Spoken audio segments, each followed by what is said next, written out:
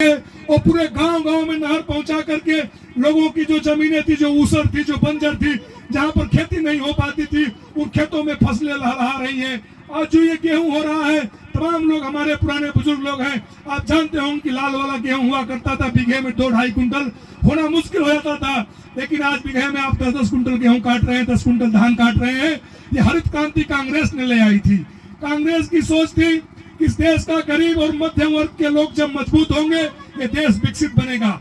लेकिन भारतीय जनता पार्टी की सोच है कि 90% इस देश के लोगों के जमीन, उसके अधिकार, उसके नौकरियों को छीन लो। 90% लोग जब गरीब रहेंगे तो दास और गुलामों की तरह रहेंगे, और 10% लोग जो सवर्ण लोग हैं इस देश पर राज करेंगे। भाजपा क्यों कहती है कि पुराना दिन बहुत अच्छा था? भाजपा इसलिए कहती है कि पुराना दिन 2-3 जातियों के लोग इस देश में शासन किया करते थे। 2-3 जातियों के लोग हाकिम, मुंशी, कलेक्टर, डीएम हुआ करते थे। 2-3 जातियों के लोगों के पास इस देश का जमीन हुआ करता था और सब लोग उसके रैयत में रहा करते थे। आपको सोचने की जरूरत है। इस देश में कांग्रेस ने आपके बच्चों को पढ़ने के लिए बड़े बड़े स्कूल, कॉलेज, जितने प्राइमरी स्कूल हैं, जितने प्राइमरी हेल्थ सेंटर हैं, जितने भी स्वास्थ्य केंद्र हैं, आपके बगल में जो IIT है, IIM है, पूरे देश में उन्होंने स्कूलों का, संस्थानों का जाल बिछा दिया ताकि लोग पढ़ लिख करके दुनिया के पैमाने पर खड़े होकर अपने हक, हुकूक और अधिकार की लड़ाई को लड़ेंगे। कांग्रेस पार्टी ने इस देश को एक देश बनाया। ये देश एक नहीं था। ये झूठ बोला जाता है कि अखंड भारत पाकिस्तान और अफगानिस्तान तक था। वो झूठ इसलिए बोलते हैं कि आपको भ्रम में रहे। ये 562 रियासतों, राजाओं के अधीन ये देश था। जब ब्रिटिश आए, जब अंग्रेज आए, उन लोगों ने जीत कर इनको एक किया था। उसके बाद कांग्रेस पार्टी ने संविधान में जब हमारा लागू हो रहा था और देश आजाद हुआ, तो सरदार पटेल के नेतृत्व में सभी राजाओं को बुलाकर कहा कि यूनियन ऑफ इंडिया, भारत में मिल जाओ, और नहीं मिलोगे तो जबरदस्ती तुमको मिला देंगे। तब ये देश एक बना है। ये आज भारतीय जनता पार्टी के लोगों ने क्या किया है? भारतीय जनता पार्टी के लोगों ने आपके जात के नाम पर, धर्म के नाम पर आपके दिमाग में इतना कूड़ा भर दिया है कि आप अपने बच्चों के भविष्य को नहीं समझ पा रहे हैं, अपने बेहतर भविष्य की बात नहीं कर पा रहे हैं। ये समाज में आप जानते हैं, हमारे यहाँ एक कहावत कही जाती थी कि कोस कोस पर पानी बदल जाता है, 10 कोस पर पानी बदल जाती है। ऐसे देश में जहाँ पर 6000 जातियां हैं, ऐसा देश है जहाँ पर पठार है, जहाँ पर पहाड़ है, जहाँ पर समतल जमीन है। ये ऐसा देश है जहाँ पर पूरब के लोग कुछ और खाना खाते हैं, पश्चिम के लोग कुछ और खाना खाते हैं, उत्तर के लोग कुछ और खाना खाते हैं, दक्षिण के लोग कुछ और खाना खाते हैं। राजस्थान के लोग पगड़ी पहनते हैं अलग तरीके की, उत्तर प्रदेश के लोग पगड़ी अलग तरीके की पहनते हैं, हरियाणा के लोग अलग तरीके का कुर्ता पहनते हैं, और पूरब के लोग अलग तरीके का कुर्ता पहनते हैं। बंगाल के लोग अलग भाषा बोलते हैं, तमिलनाडु, केरल, कर्नाटक में के लोग अलग भाषा बोलते हैं।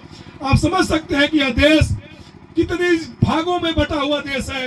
जात के आधार पे, धर्म के आधार पे, क्षेत्र के आधार पे, मजहब के आधार पे, पंथ के आधार पे, सोच के आधार पे, पहनावे के आधार पे उस देश को एक डंडे से चलाया जा सकता है। उस देश को सबकी सहमति से एक साथ लेकर चलाया जा सकता है। भारतीय जनता पार्टी क्या करती है?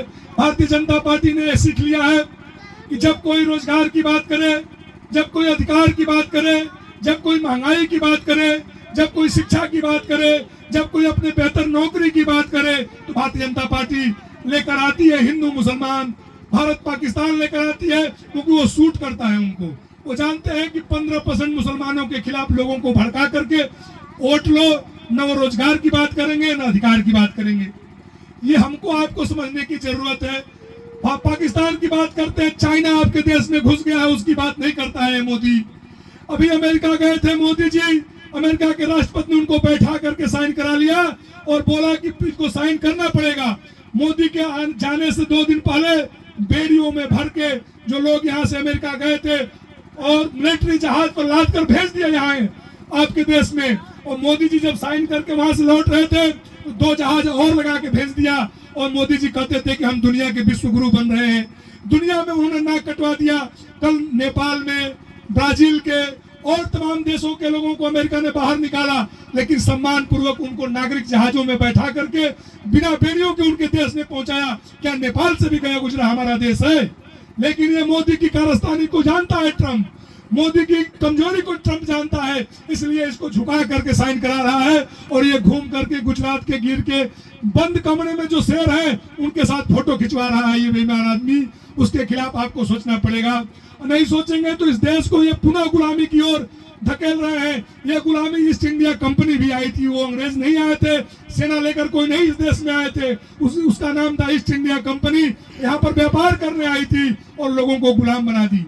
आपको याद होगा, टीवी अखबार और पेपर के माध्यम से आप पढ़े होंगे, इस देश में किसान, हरियाणा के किसानों को मैं धन्यवाद देता हूं और पश्चिमी उत्तर प्रदेश के किसानों को धन्यवाद देता हूं कि आपको बचा लिया।